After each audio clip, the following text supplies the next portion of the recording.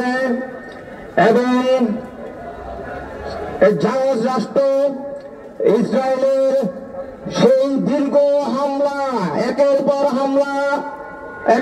এক হামলা করে শিশু গণহত্যা থেকে শুরু করে বড় বড় যারা ইসলামের ধারক বাহক সারা বিশ্বে ইসলামকে যারা মিটিয়ে দিতে চায় আর এই ইসলামী ষড়যন্ত্রের প্রতিবাদে যারা রুখে দাঁড়িয়েছিল সেই সব নেতাদেরকে একের পর এক হত্যা করে চলছে জারজ রাষ্ট্র ইসরায়েল।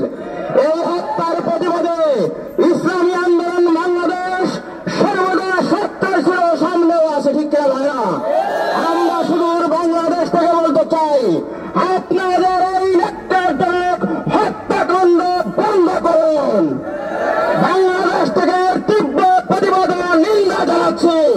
সাথে সাথে বলতে চাই, আপনি যে দেশের যে বড় নেতা হন না কেন, আমার নেতা হুজুর পাক সাল্লাল্লাহু আলাইহি সাল্লামের সম্পর্কে একটা উক্তিও আপনার মুখে মানায় না।